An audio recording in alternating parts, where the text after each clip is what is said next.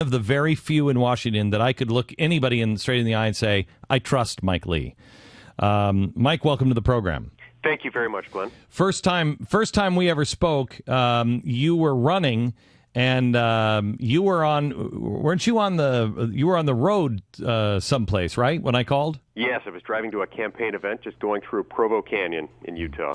And I called Mike up because somebody had told me you should talk to him. I think you'd really like him.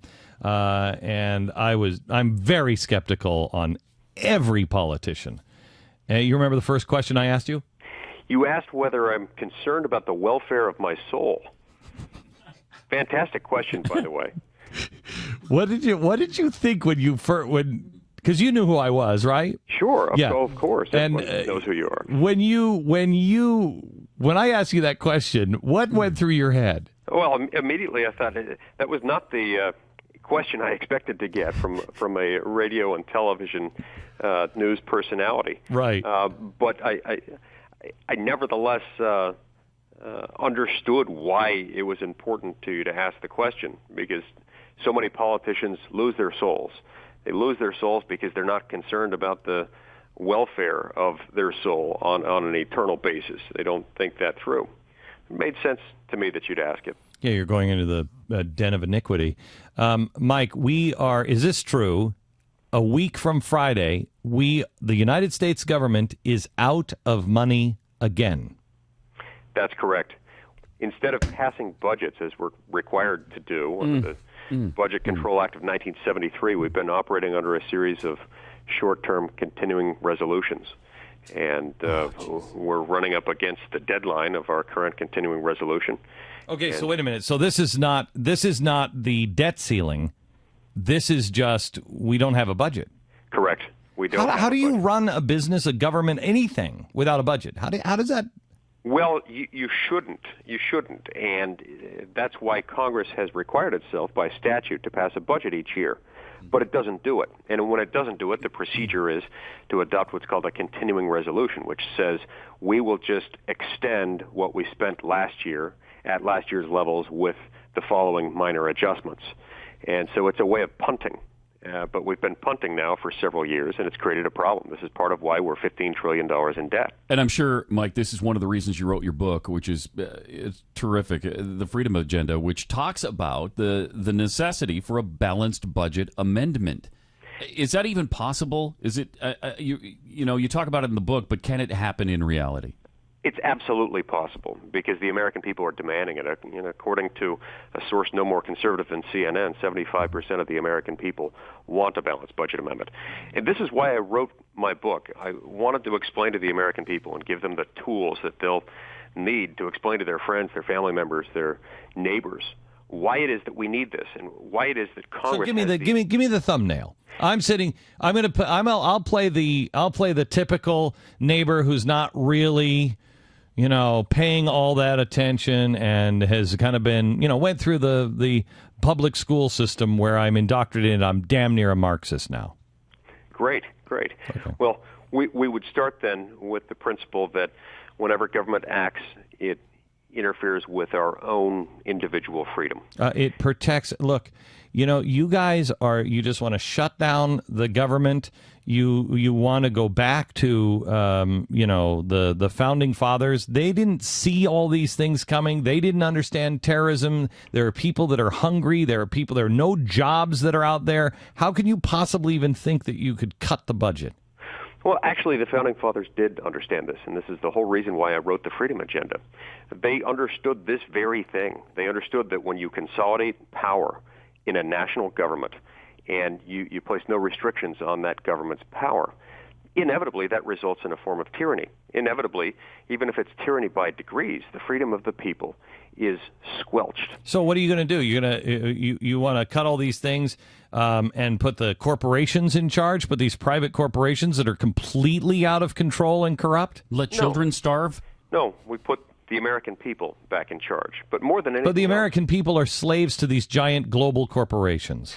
Well, that's not true, and it's more accurate to say that they're required to work 3 or 4 or 5 months out of each year just to pay their federal tax bills, just for the federal government. But what we're seeing now, Glenn, is that, as I explained in my book, you've got a convergence of people, Democrats and Republicans, coming together behind the idea of a balanced budget amendment. Because whether you are someone who is most concerned about preserving our ability to fund national defense, or on the other hand, if you're most concerned about funding entitlement programs, all of those programs will be placed in grave jeopardy if we continue borrowing at current rates. Mike, help me out. Help me out on this. It makes zero sense to me that right now the IMF, Germany, everybody is lecturing Greece, Spain. You've got to cut this way, in these ways. You can't have this program or this program. And the people are rising up and saying, who are you to tell us? And yet we're saying that we need to spend even more money, which will put us in exactly the same position of now not being able to decide. We're not going to have a conversation with the IMF or some global organization when the crap hits the fan. Nobody's going to talk to you about health care. Nobody's going to talk to you about Medicare. Nobody's going to talk to you about Social Security or defense. They'll say cut, and you do, or you're out. Well, that's exactly right. And this refers to the limits of our natural mathematical borrowing ability, not to be confused with our statutory borrowing authority.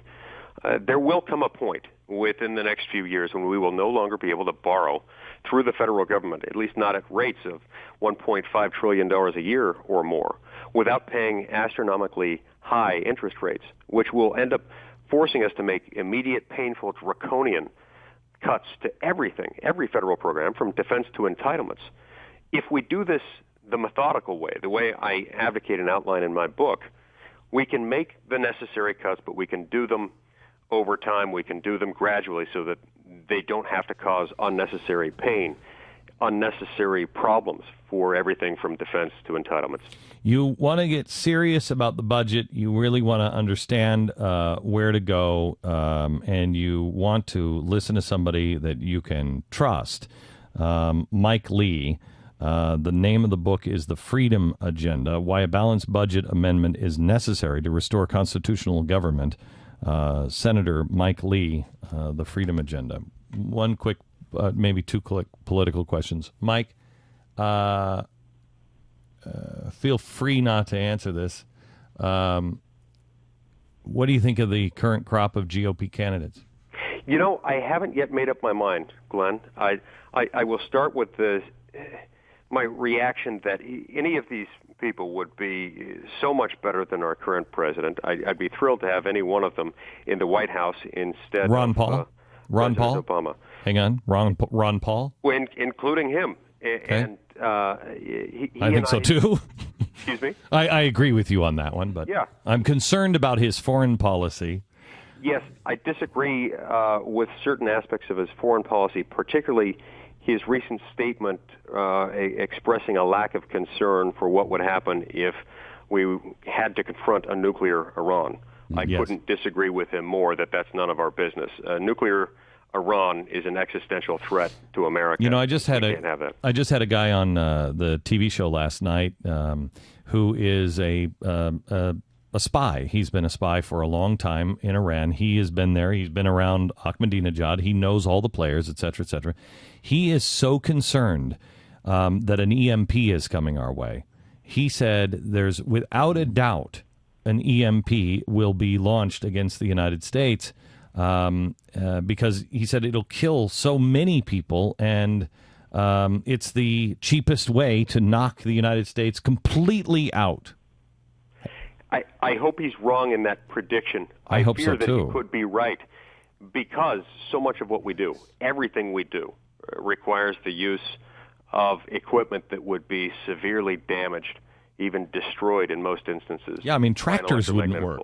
Tractors wouldn't work. Refrigerators wouldn't work. Cars wouldn't work. I mean, it would be devastating. And if you're fall out of the sky. Yeah, if you're living in the United States, you're not used to not having, cars, elevators, refrigeration. Mm-hmm. How far do you live from a farm, for the love of Pete?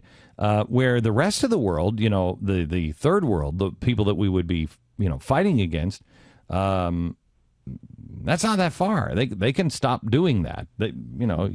You couldn't knock them back out if you had an EMP dropped on us first. But, they would be able to just clean our clocks if we didn't have our technology. We are a soft target in that regard, and that's a matter of great concern to me. Okay, Mike Lee, thank you very much. We'll talk again. Senator Mike Lee, it is The Freedom Agenda, available in bookstores everywhere.